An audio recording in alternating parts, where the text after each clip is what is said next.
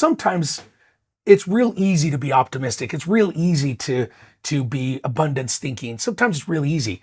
But what makes us who we are is when it's tough to do and we still have the abundance. Still pound through it. We still pound through it, because then it becomes a decision.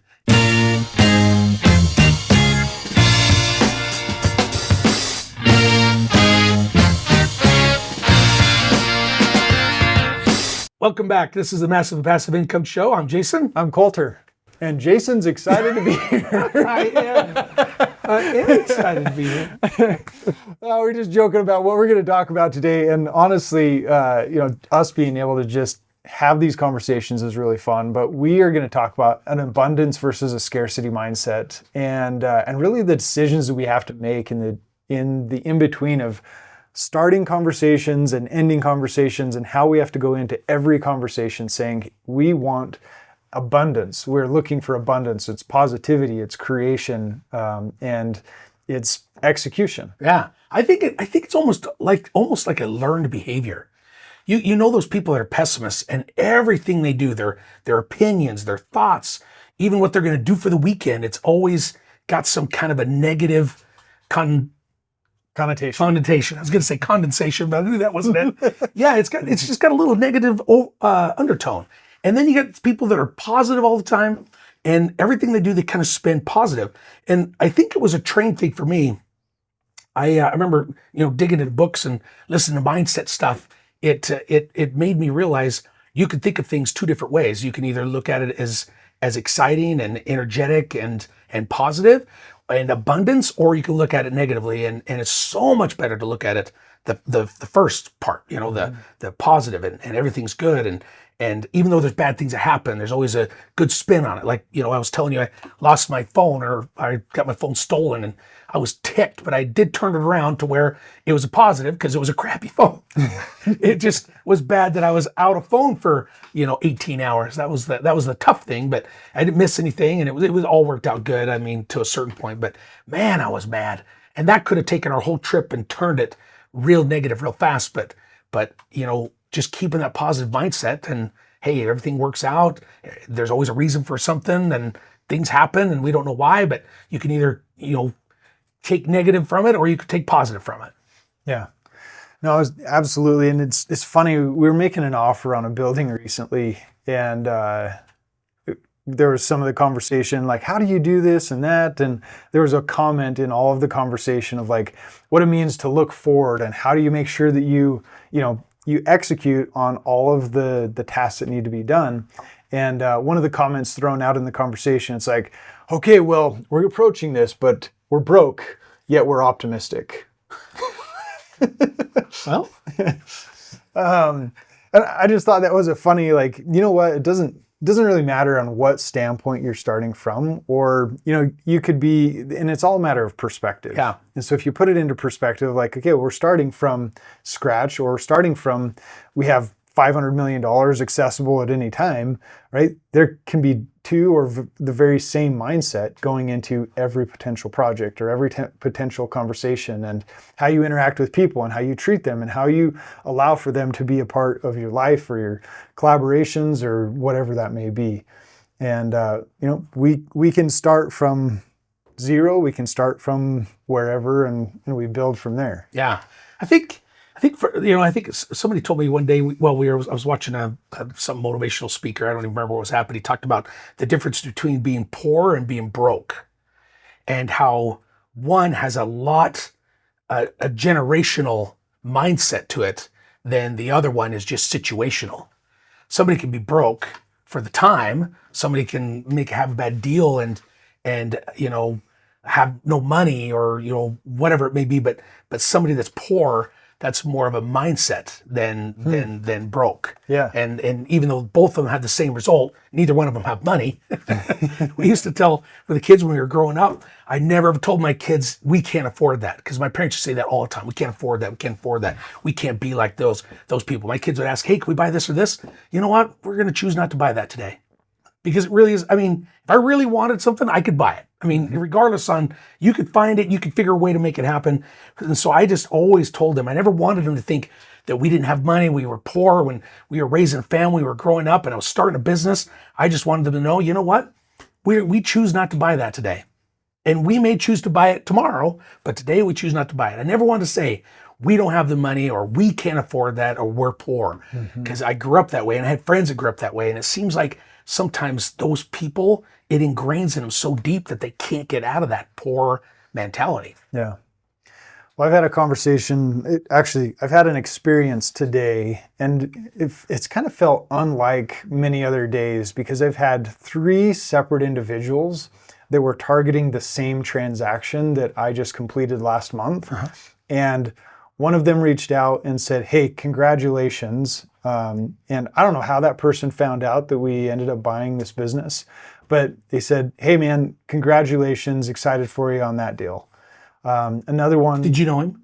I do know him. You do know him, okay. From previous, conversations and interactions. And it's really a small world, of people that buy businesses. And that's just what I'm learning over the years is you really have this smaller group that's targeted on, being able to buy this next generation or taking the businesses existing and taking them through the next generation. Yeah. So that was one, like, hey, that's really cool. And then led through a nice, string of texts and like interaction there. And another guy that I had been interacting on some other things, he just reminded me that, hey, I was targeting that same, I was, wanting to buy that business, but just congratulations, glad you had that. I was driving by there and I experienced a little bit of pain because I wanted it, but you know what, congrats. And and then another guy, he actually had that business under contract, and then that went out of contract, and that's when we picked up that deal. And so you just couldn't put the deal together fast enough.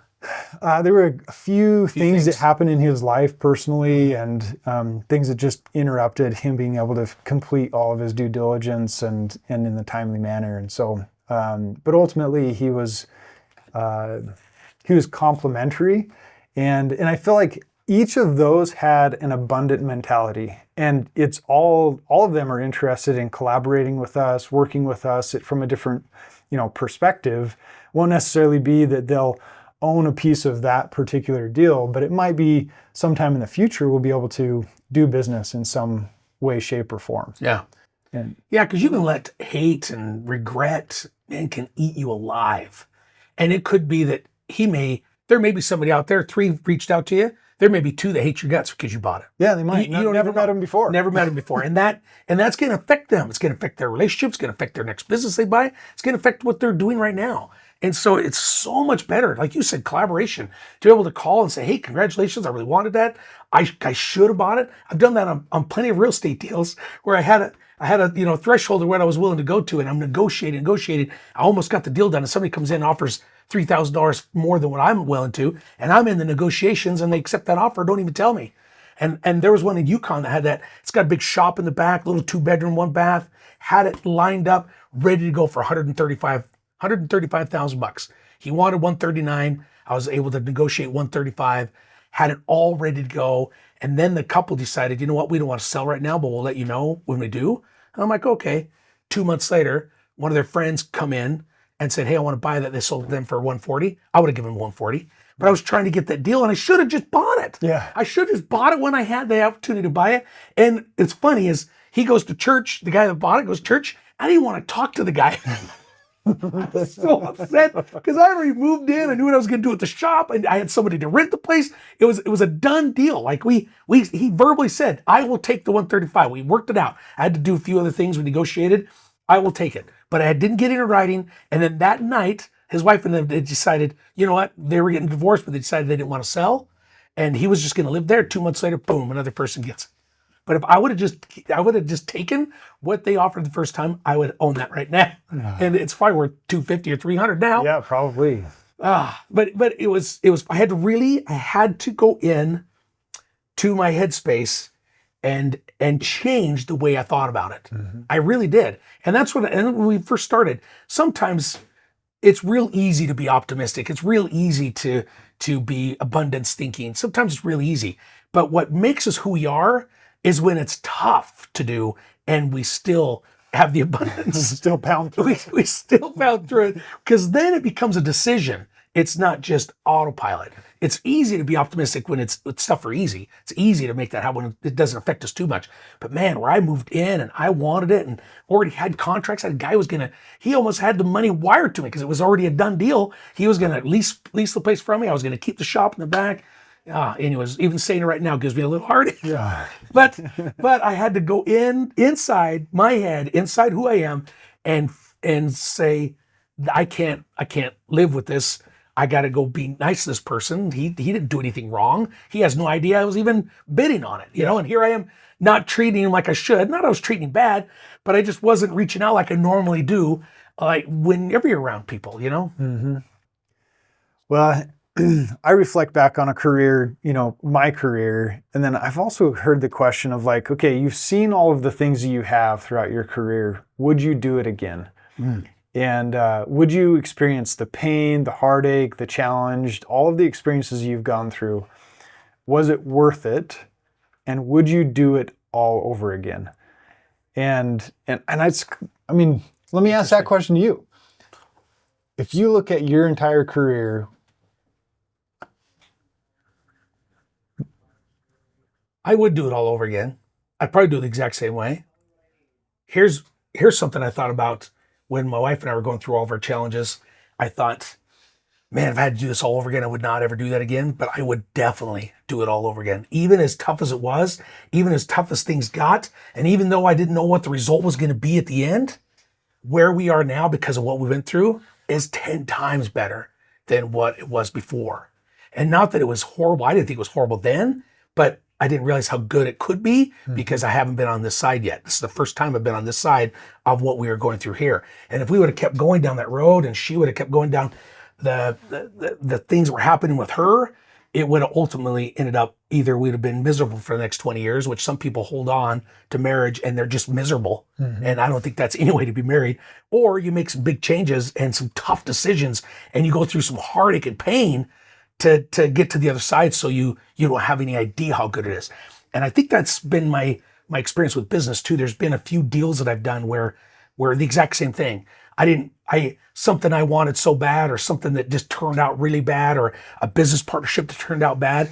I'm like, what in the world am I supposed to learn from this? But then 6 months down the road, you're like, wow, I'm glad I went through that because now I know what I'm doing here. And this is a lot better deal. Because I went through this, I'm a better person. I'm a different person. I'm going to react differently because of what just happened, because another business partner did something to me. And if I would have let this affect me, then this would have affected me even more. But because of this happened, now where I'm at now, and I've gone through that experience, I'm good to go. Like I just had to make a few tweaks, talk with the person, because I learned here, talk with the person, and we were able to work through it. Yeah. So I don't know if I changed much or not. I mean, it's easy to say on this side because things are, good now, but in the middle of it, I would have signed up for any kind of change. Anything different, right? Anything different. Well, and I think that's an abundant mentality right there. And that I'm glad that I was able to spur that question in me, is we have to approach whatever the pains, the problems, the challenges that we're facing, we have to be able to see through that in a vision of like, okay, where am I going? Why am I going there? And if we have an abundant mentality, we'll be able to look past the pain and the pessimism and the challenge and be able to get to what it is we're actually facing. Not what we're facing, but what we're wanting out of that experience on the back end of it, experiencing it. Yeah, because every situation can either become a part of you, or you can learn and it can make you better. It can better you, or it can become a part of you. Meaning part of you, you let that negativity become a part of you, and now everybody that does real estate's a jerk, or everybody that does this is a jerk. Anybody that drives a Ford pickup is because somebody ticked me off because of whatever. And so you can either let it affect you and change you, become a part of you, or you can let it change you so that you're better. And I think that's a tough thing to do sometimes. Yeah. But as you do it more and more, it's like a muscle. It gets a little easier. And how much time we got? I know we're in the middle of our podcast. 5 minutes. Can I share an awesome experience? Yes, please. I'm clear out in the middle of nowhere in Ledor. I think I texted you when I was out there. And I didn't even realize I was going to Ledor until the realtor sent me the the address that morning. And then I realized that's 2 hours away. I've only got an hour to get there. I thought I was going to St. Anthony. So I had to make some phone calls, adjust my times for the next appointments that I had that day. Anyways, I get out there in the middle of nowhere. I mean, literally Ledor's in the middle of nowhere. And then I went to Ledor and went 10 miles, past or the side of Ledor up on the mountain. Brand new manufactured home. And as soon as I showed up there, I'm like, new manufactured home, I mean, I do my same inspection no matter where I go, but I'm like, there's not much I'm going to be able to find because, it's a manufactured home. Well, I get there, I go through the deal, and we found out that the guy who set it on the foundation didn't pull any permits, never had a foundation permit, never had where he seamed it together, never pulled a permit for that, never did a gasket inspection, and none of that. So I get underneath there and I'm like, holy cow, we start digging. I start digging. I find all this crazy stuff that's going on with this place. So a place that's brand new, nobody's even moved into, because of the inspection, I was able to help it out. But that's not the best part of the story. The best part of the story is the guy that was there doing the finish work, because it wasn't quite ready to move in yet, I had a conversation with him. And I'm like, he was listening to Metallica. And I'm like, oh, you a big fan of Metallica? And he's like, oh yeah, I love Metallica. I was like, I saw him in concert in Boise for the Black Album. And he's like, are you kidding me? He said, what year was that? And I said, well, I think it was probably 92, 91. He goes, I was on that stage crew. I'm like, what? He goes, yeah, I've been on all sorts of stage crews. He says, I've toured with Metallica, Motley Crue, Scorpions, Bon Jovi, Ozzy Osbourne. So I'm like, okay, now we got to have conversations. So we started talking, and this guy talked about all this stuff of doing all this stuff for all these rock bands and flying all over the country, doing all these, and he's a carpenter by trade, so you wouldn't think that they would need a carpenter, but he goes, we build stuff on the spot all the time, because every stage is different. They send us a schematic of what it is, but we get there and something's off, our stage doesn't fit, so I got my tool bag and I've got to make something work, make it fit, and make it look awesome in a matter of, just a couple hours. So he got really good at doing trim work and bracing and, all this different stuff. And I said, who's the most interesting person out of all the bands you were with? And the one that I didn't think he would say was Ozzy Osbourne. And I'm like, why is that? And he goes, at the end of every concert, he would come with 2 12-packs of Heineken and hand it to the stage crew and say, thank you so much for all that you do. Every concert. And he goes, it wasn't his assistant that brought it. His assistant probably bought it. But he said, Ozzy would come out on the stage. Everything's done. Everybody's gone home. He's gone and changed. He's done whatever. He comes out at the end with the stages before they jump in the bus and hands them 2 12-packs of Heineken. And he says, and I was like, so what did that mean to you? And he goes, man, it meant the world. He goes, do you know how hard we worked the next day and the next time and the next stage? Because we knew Ozzy saw us. He saw us. He knew who we were. And he knew that we liked beer. And he brought it to us every time at the end of the stage. And so we had a little bit of conversation on that too. And I said, isn't it amazing how much you will work or how hard you'll work for somebody that appreciates? And he goes, I said, so what kind of person is Ozzy? He goes, he's the most positive, optimistic person I've ever been around. I'm like, really?